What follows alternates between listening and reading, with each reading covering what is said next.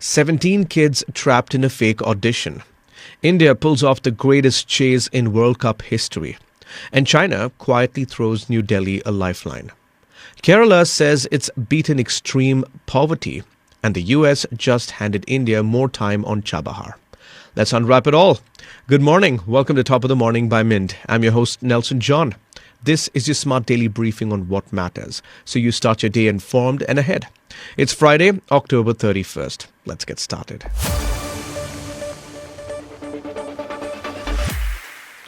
Thursday afternoon in Mumbai's Powai turned into every parent's nightmare.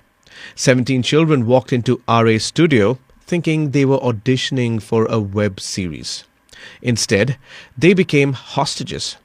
The man behind it was 50-year-old Rohit Arya from Pune. He locked the kids inside, setting motion sensors on the stairs and recorded a chilling video. मैं Rohit Arya suicide करने की जगह मैंने एक plan बनाया और कुछ बच्चों को इधर हॉस्टेज रखा है।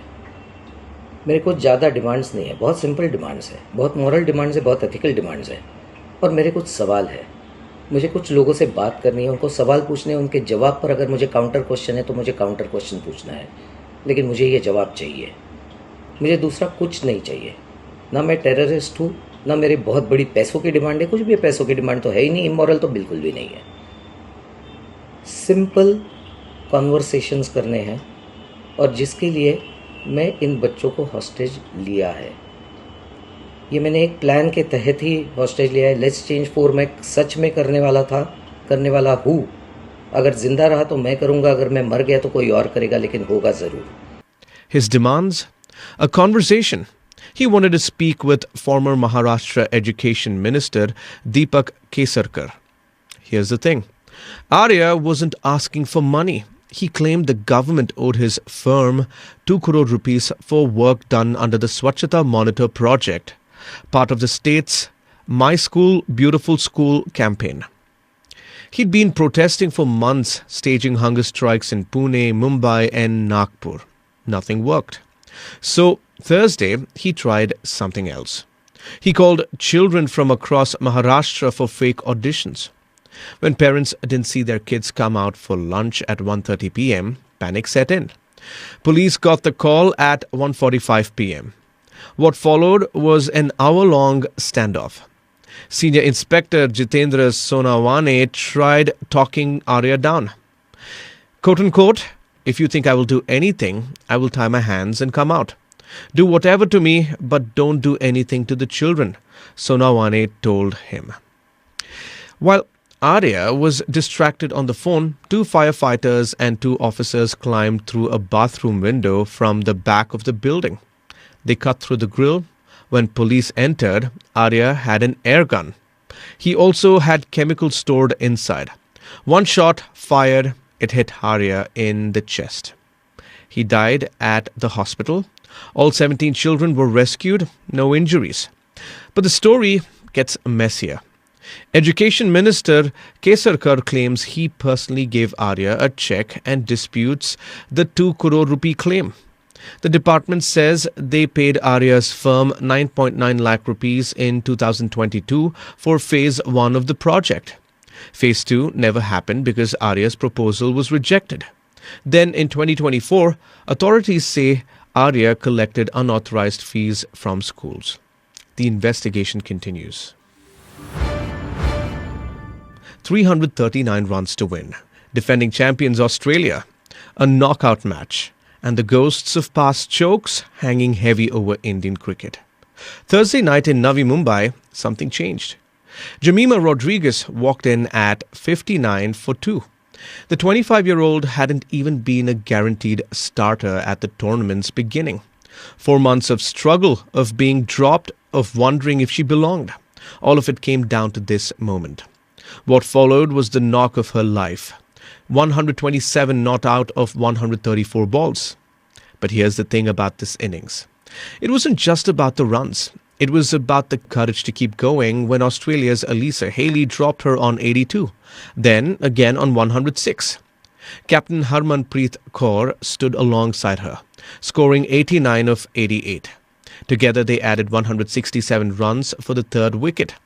India's highest partnership against Australia in World Cup history. When Harmanpreet fell with 113 still needed on the scoreboard, Rodriguez didn't flinch. Deepti Sharma and Richa Ghosh chipped in before Amanjot Kaur drove the winning boundary through covers with 9 balls left. 341 for 5, the highest score chase in women's ODI history.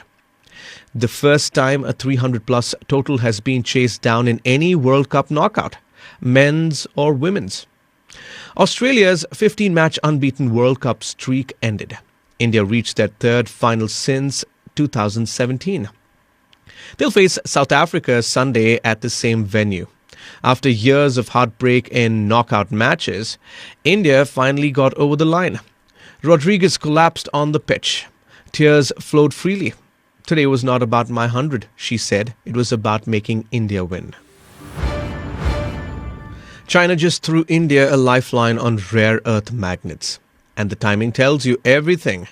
MEA spokesperson Randir Jaiswal confirmed on Thursday that several Indian companies have received licenses to import rare earth magnets from China. No numbers yet, but this is significant. Let's break it down. Rare earth minerals are the backbone of electric vehicle manufacturing and battery production. China controls 70% of global rare earth mining. When Beijing restricted exports recently, Indian EV makers felt the squeeze immediately. So India did what it needed to do. They raised the issue directly with top Chinese leadership during recent talks. And China blinked. This isn't just about magnets. It's about the bigger reset happening between New Delhi and Beijing after more than 4 years of military standoff along the actual line of control. The LAC breakthrough came on October 21st, 2024. 2 days later, Prime Minister Modi and President Xi Jinping met and agreed to revive mechanisms to normalize the ties. Since then, both sides have been making calculated moves. What this really means is that China is understanding the needs and is giving something tangible if relations are going to improve. And India needed those rare earths badly enough to push for them. When asked if a separate US-China understanding this week might also benefit India, Jaiswal said they're still studying the technicalities. Translation: one step at a time. For now, Indian EV manufacturers can breathe easy. Kerala is making a bold claim. The state says it's about to become the first in India to eradicate extreme poverty. MLA MB Rajesh laid out the numbers. When the Pinarayi Vijayan government returned to power in 2021, their first cabinet decision was launching a poverty eradication scheme. They trained 4 lakh people through the Kerala Institute of Local Administration to identify the poorest families. Then they built micro plans for each of the 64,006 families identified. 4 years later, Rajesh says all of them have been lifted out of extreme poverty. After China, Kerala is becoming second place in the world to eradicate extreme poverty, he told ANI. But Kerala BJP President Rajiv Chandrasekhar isn't buying it. He calls the claim mocking the poor and pointed to World Bank data showing 20 crore Indians escape poverty nationwide through central schemes like PM Garib Kalyan Anna Yojana and Jal Jeevan missions. The political tug-of-war over who deserves credit continues. India just bought itself some time on the Chabahar port. The US has granted a 6-month exemption from sanctions on the Iranian port project. MEA spokesperson Randir Jaiswal confirmed the news on Thursday. This matters because Chabahar is India's strategic gateway to Afghanistan and Central Asia without going through Pakistan. Here's what happened.